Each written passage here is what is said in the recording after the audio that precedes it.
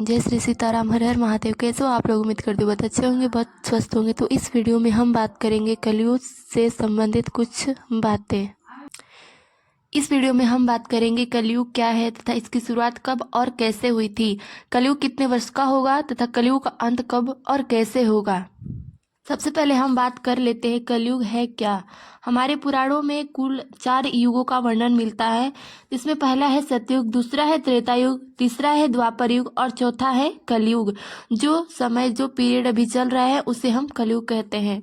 कलयुग की कुल आयु 4,32,000 है, जिसमें अभी मात्र 5200 वर्ष ही पूर्ण हुए हैं, यानी अभी कलयुग का जो दौर है वो अभी शुरुआती दौर है। कलयुग की शुरुआत महाभारत काल से मानी जाती है, यानी कि जब महाभारत का युद्ध समाप्त हुआ और श्री कृष्ण अपने धाम को चले गए तथा पांडवों ने राजा परीक्षित, जो कि पांडव वंश के ही थे, उनको राज्य सौंपकर हिमालय पर्वत पर तपस्या करने चले गए, तब से कलयुग की शुरुआत मानी जाती है। मान्यताओं के अनुसार एक बार कलयुग धर्म रूपी बैल तथा पृथ्वी रूपी गाय को परेशान करने लगा। तभी राजा परीक्षित ने ये सब देख लिया और सोचा कि ऐसा युग तो कभी आना ही नहीं चाहिए, इसे खत्म कर देना ही उचित है।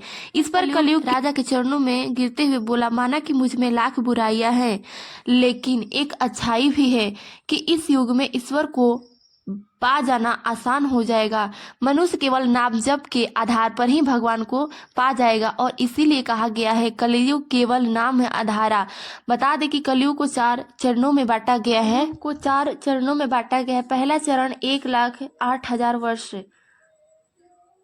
जिसमें जीव की उम्र 100 वर्ष तथा दूसरे चरण में 50 वर्ष, तीसरे चरण में इंसान की आयु 25 वर्ष तथा चौथे चरण में मात्र 11-12 वर्ष की ही आयु रह जाएगी और इसी चरण में 9 वर्ष की कन्या दादी और नानी बन जाएगी तथा 6 वर्ष की कन्या गर्भवती हो जाएगी। इनकी लंबाई मात्र 2 से 2.5 फुट ही रह जाएगी। ये हुई कलयुग की शुरुआत। कब और कैसे हुई थी? तो चलिए अब हम बात कर लेते हैं कलयुग की समाप्ति कब और कैसे होगी। कलयुग का ये पहला चरण चल रहा है, जिसमें 5200 वर्ष व्यतीत हो चुके हैं। जैसे जैसे समय व्यतीत होता जाएगा, समय बढ़ता जाएगा, वैसे वैसे कलयुग का प्रकोप बढ़ता जाएगा।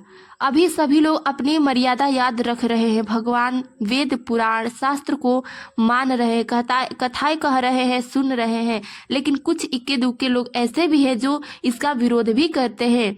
और ऐसे ही विरोधी लोग कलयुग का अंत आते आते, यानी कलयुग का चौथा चरण आते आते इनकी संख्या इतनी बढ़ जाएगी कि भगवान को मानने वाले इक्के दुक्के लोग ही बच पाएंगे। कलयुग के 10,000 वर्ष बीतने पर पृथ्वी पर एसिड वर्षा होगी, जिसमें सारी सब्जियां, सारी फसलें नष्ट हो जाएगी, जमीन बंजर हो जाएगी। उसके बाद लोगों में अधर्म का भाव, पाप, लोभ इत्यादि बढ़ने लगेगा। पृथ्वी से सारी मूर्तियां गायब हो जाएगी। गंगा पृथ्वी छोड़कर वैकुंठ लोक को चली जाएंगी। धरती से ईश्वर का नाम निशान मिट जाएगा। इस परिस्थिति में अनाज न मिलने के कारण मनुष्य एक दूसरे को खाना शुरू कर देंगे। सारी पवित्रता मिट जाएगी। कोई सेवा, धर्म, दान, दया, क्षमा नहीं बचेगी। कोई भी स्त्री पतिव्रता नहीं रहेगी। बस कामनाओं की पूर्ति ही संबंधों से ऊपर उठ जाएगी। और जब अधर्म के आचरण कलयुग के अंत तक अत्यधिक बढ़ जाएंगे, तब होगा भगवान विष्णु के 10वें रूप कल्कि भगवान का अवतार। और मात्र 3 दिन में ही भगवान कल्कि समस्त पापों से पृथ्वी को पाप रहित कर देंगे। तब उसके बाद पूरे 1200 वर्षों तक मूसलाधार बारिश होगी, जिससे पूरी पृथ्वी जलमग्न हो जाएगी। तब पूरे 1200 वर्षों के बाद आसमान में 12 सूर्य एक साथ दिखाई देंगे और पृथ्वी से सारे जल को सोख लेंगे। उसके बाद पृथ्वी फिर से अपने वास्तविक रूप में हरी भरी हो जाएगी और तब होगा पुनः युग का शुरुआत होगा, जिसका नाम होगा सतयुग। फिर से मनुष्य धरती पर जन्म लेंगे और अपने धार्मिक कार्यों सहित निरंतर लगे रहेंगे और अपना क्रम चलता रहेगा। कि कुछ ऐसी बातें जो कि शुरुआती में कैसी घटना घटने वाली है, उसके कलयुग के आखिरी चरण तक कैसी घटना घटने वाली है। इसीलिए कहा गया है कि भगवान का नाम जब निरंतर करते रहने से मनुष्य इस नरक से पार पा सकता है। तो इस वीडियो में बस इतना ही। आगे को और भी वीडियो देखने के लिए हमारे चैनल को लाइक, शेयर, सब्सक्राइब जरूर करें। जय श्री राम, हर हर महादेव।